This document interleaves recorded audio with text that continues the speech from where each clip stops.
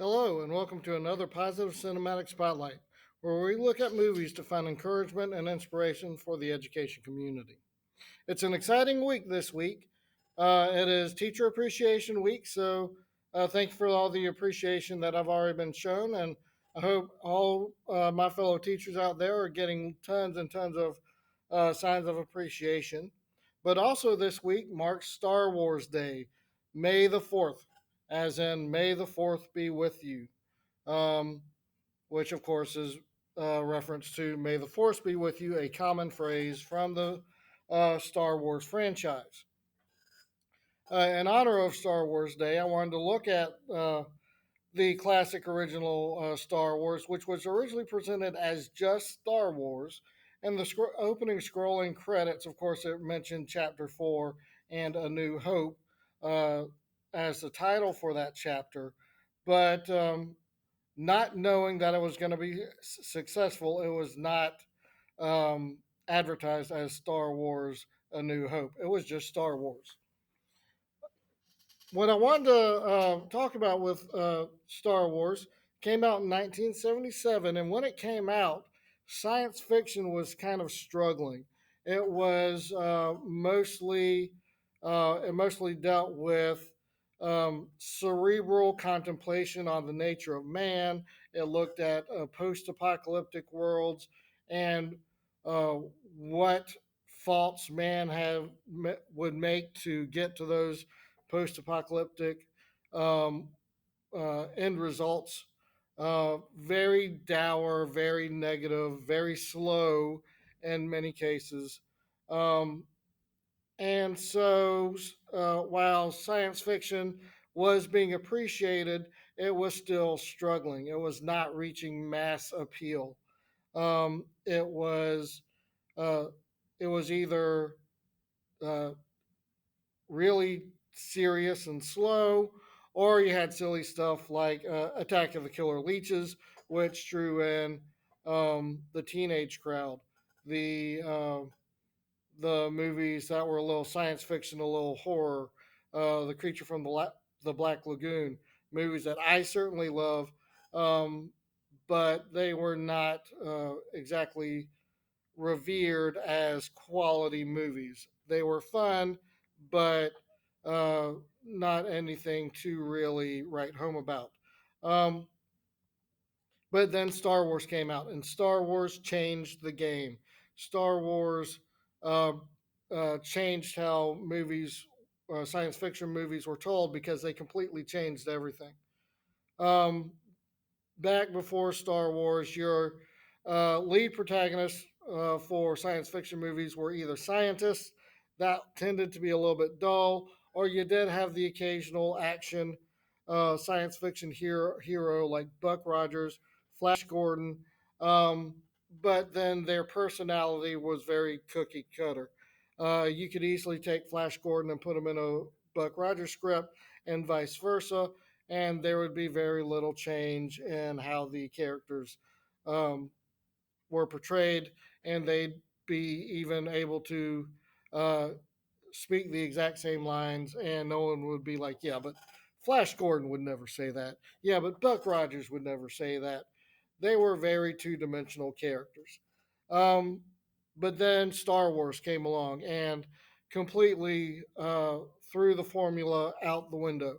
And all of a sudden, our protagonists are a young, yes, whiny farm boy who just wishes for um, a more exciting life. We have a princess who is just as important to her own rescue and certainly is not afraid to speak her mind and criticize her rescuers.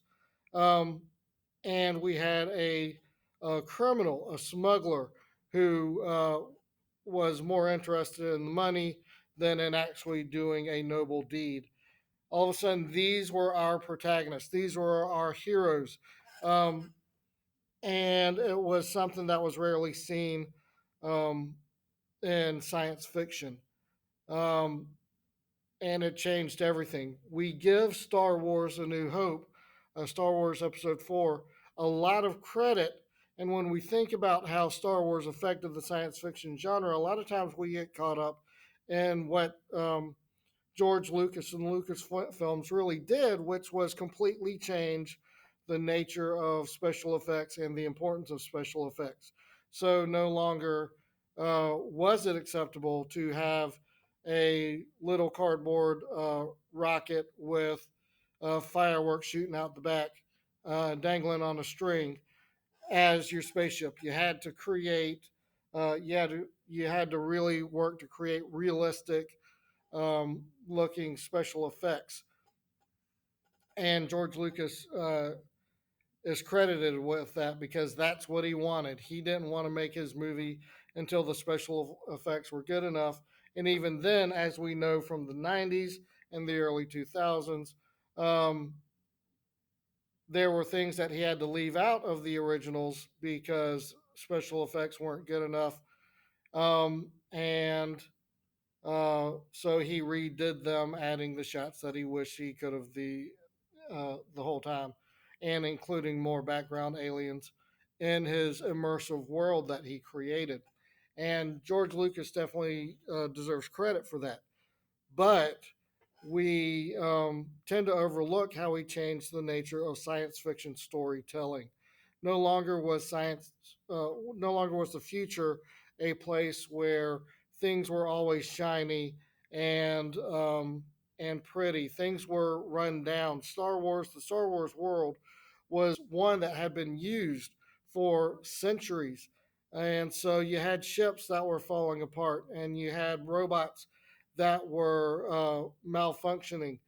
And this created a more realistic world that we could easily find ourselves immersed in and caught up in, and which generated um, uh, tons of extra literature on these bit characters that are just faces on the screen.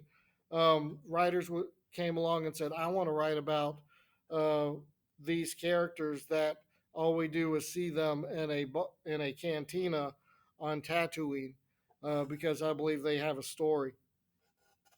And um, and that's how George Lucas changed science fiction.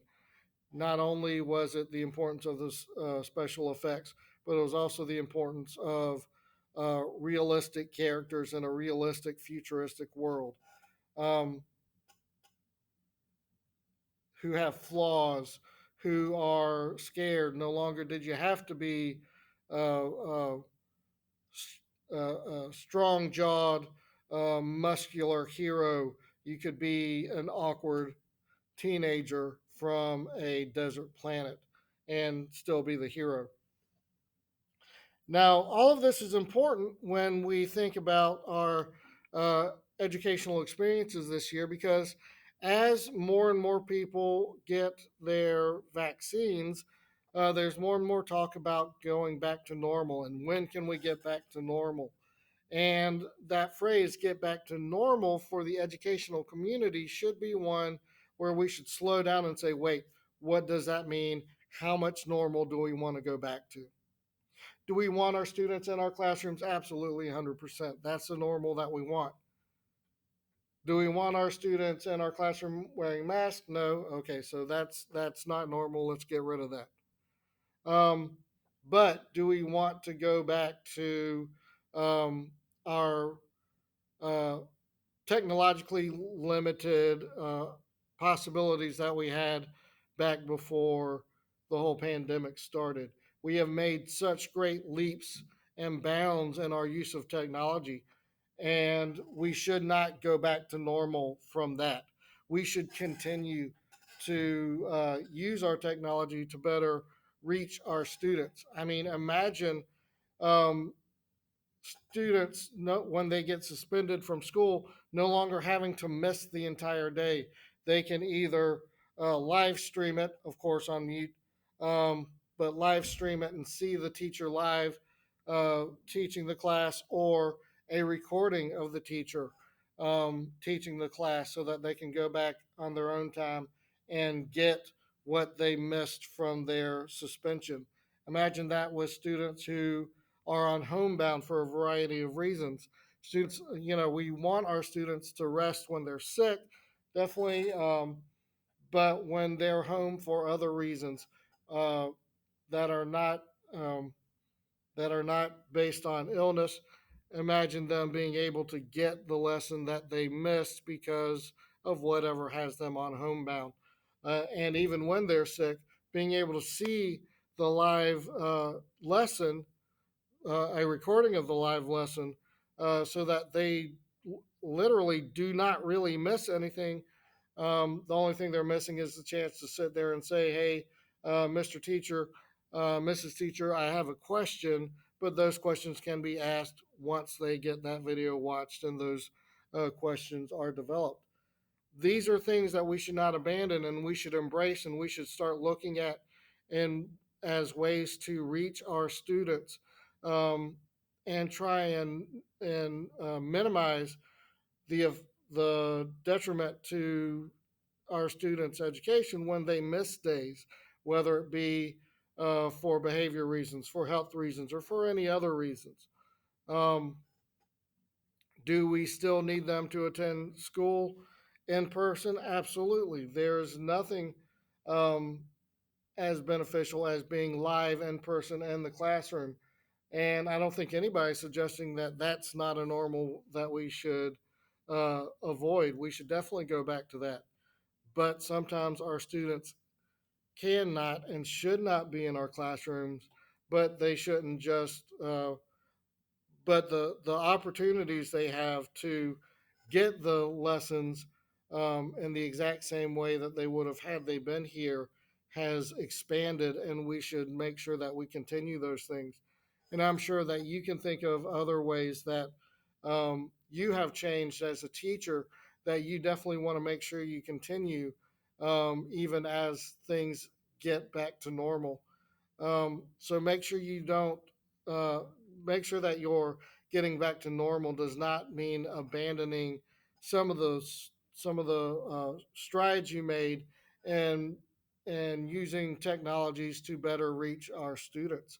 Um, because when Star Wars came out, it was not a the changes that it had on the science fiction movie industry was not limited to just the Star Wars movies. It was not limited to just the 70s.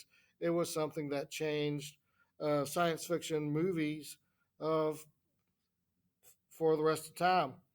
And one of the and so we need to learn from Star Wars and other science fiction movie makers to see, yes, these are positive changes. We definitely want to continue with these changes. We don't want to go back to our normal way of telling stories. In this case, our normal way of teaching our students. So uh, keep that in mind as we turn back to normal, as the year ends, and we start thinking about how we're going to handle next year. Um, don't don't abandon uh, these new methods we have for reaching and teaching our students. Um, I want uh, I want to thank everybody for what you do. I certainly appreciate um, all the teachers that I work with, all the teachers that work with my own children, and all the teachers who work with children throughout uh, the country. Um, Thank you for all that you do. Thank you for being the best, and may the force